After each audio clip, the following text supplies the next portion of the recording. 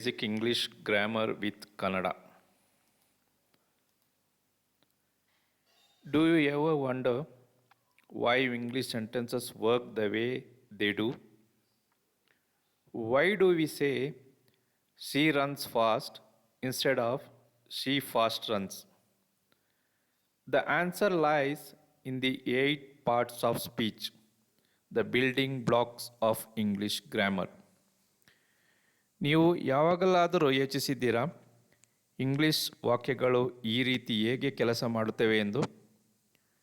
ನಾವು ಏಕೆ ಶೀ runs fast ಎಂದು ಹೇಳುತ್ತೇವೆ, ಶೀ ಫಾಸ್ಟ್ ರನ್ಸ್ ಎಂದು ಅಲ್ಲ? ಉತ್ತರವು 8 ಪಾರ್ಟ್ಸ್ ಆಫ್ ಸ್ಪೀಚ್ಗಳಲ್ಲಿದೆ, ಇಂಗ್ಲಿಷ್ ವ್ಯಾಕರಣದ ಅಡಿಪಾಯ. ಸ್ವಾಗತ. Welcome to Learn English Grammar with Kannada, where learning English is easy and fun. Learn English Grammar with Kannada English ವ್ಯಾಕರಣ ಕಲಿಯಿರಿ ಕಾರ್ಯಕ್ರಮಕ್ಕೆ ಸ್ವಾಗತ.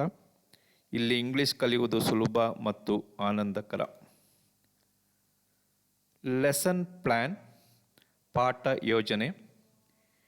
In today's lesson, we will break down the 8 parts of speech, explain how they work, and give you simple examples so you can start using them correctly. By the end of this video, step by step, you will have a clear understanding of each parts of speech, so stick around.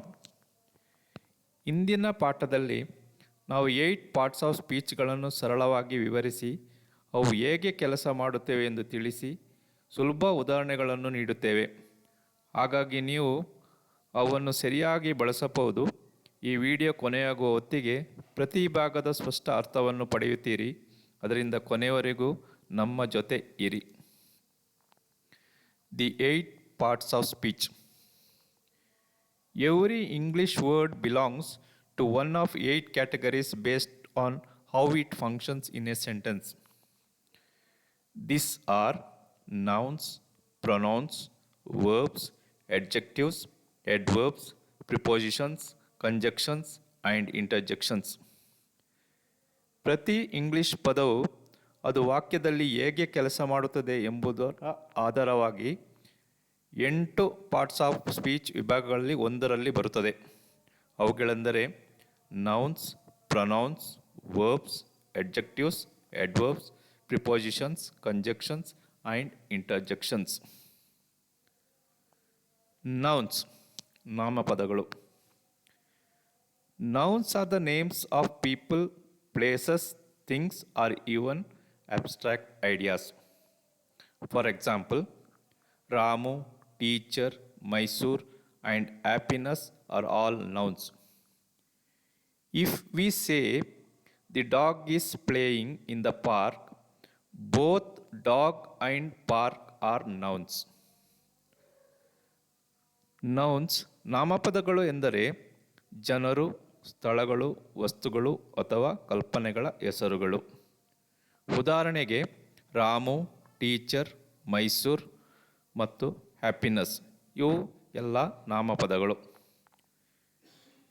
ಉದಾಹರಣೆಗೆ the dog is playing in the park ಎಂದು ಹೇಳಿದರೆ dog ಮತ್ತು park ಎರಡೂ ನಾಮಪದಗಳು.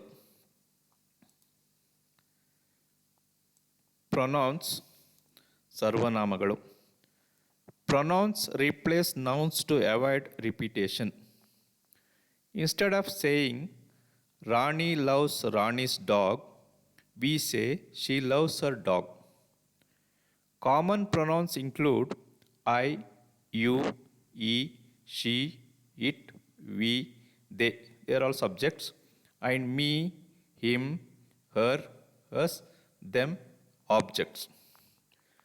ಸರ್ವನಾಮಗಳು pronouns ನಾಮಪದಗಳನ್ನು ಬದಲಿಸುತ್ತವೆ ಪುನರಾವರ್ತನಗಳನ್ನು ತಪ್ಪಿಸಲು. Rani loves ರಾಣೀಸ್ dog ಬದಲು ಶೀ ಲವ್ಸ್ ಹರ್ ಡಾಗ್ ಎಂದು ಹೇಳುತ್ತೇವೆ. ಸಾಮಾನ್ಯ ಸರ್ವನಾಮಗಳು I, you, he, she, it, we, they subjects ಮತ್ತು me, him, her, us, them objects.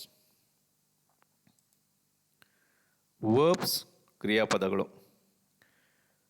Verbs tells us what the subject is doing or experiencing. Action verbs like run, write, dance, jump. State verbs like is, am, are, was, were. Example, she writes a letter. Writes is the verb. ಕ್ರಿಯಾಪದಗಳು ಎಂದರೆ subject ಏನು ಮಾಡುತ್ತಾನೆ ಅಥವಾ ಅನುಭವಿಸುತ್ತಾನೆ ಎಂಬುದನ್ನು ತೋರಿಸುತ್ತದೆ. ಕ್ರಿಯಾಪದಗಳು action verbs run, write, dance, jump. State verbs ಅಂದರೆ ಸ್ಥಿತಿ ಸೂಚಕ ಪದಗಳು is, am, are, was, were. ಉದಾಹರಣೆ, ಶಿ ರೈಟ್ಸ್ ಎ ಲೆಟರ್. ಇಲ್ಲಿ ರೈಟ್ಸ್ ಎಂಬುದು ಕ್ರಿಯಾಪದ. ಎಡ್ಜೆಕ್ಟಿವ್ಸ್ ವಿಶೇಷಣಗಳು. Adjectives describe nouns by giving details about qualities like color, size, or nature. Example, the tall girl is reading a new book. Tall and new are adjectives. ವಿಶೇಷಣಗಳು ನಾಮಪದಗಳನ್ನು ವಿವರಿಸುತ್ತವೆ. ಬಣ್ಣ, ಗಾತ್ರ, ಸ್ವಭಾವ ಇತ್ಯಾದಿಗಳ ಬಗ್ಗೆ ಮಾಹಿತಿ ನೀಡುತ್ತವೆ. ಉದಾಹರಣೆ, the tall girl is reading a new book. ಇಲ್ಲಿ ಟಾಲ್ ಮತ್ತು new adjectives.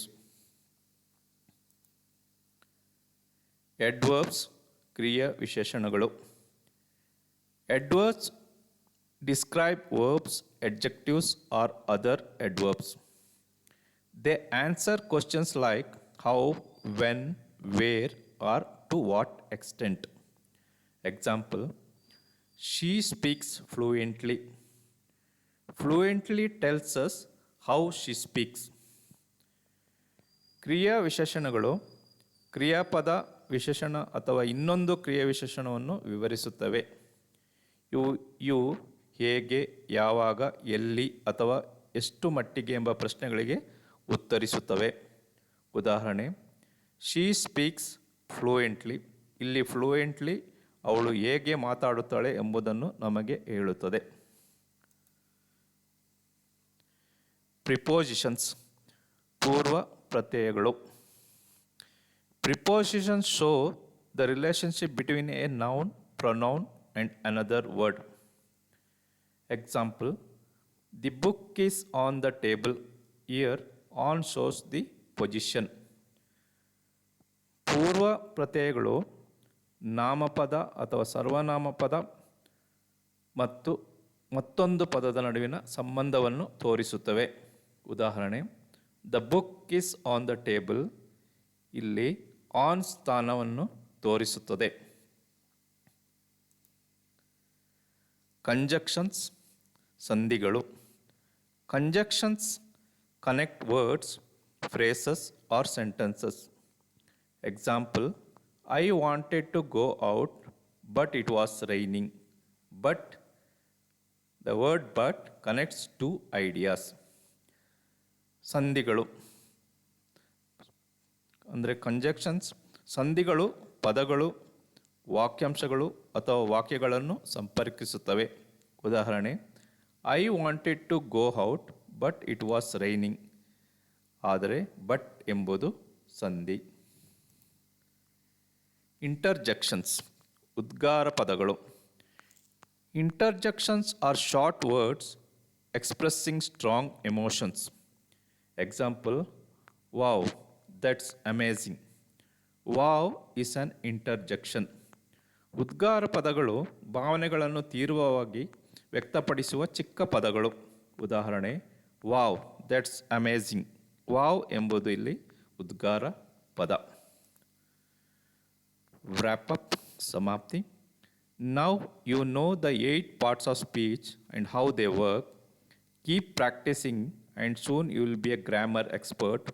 If this lessons helped you, like, share, subscribe and turn on notifications for more. Keep learning and improving.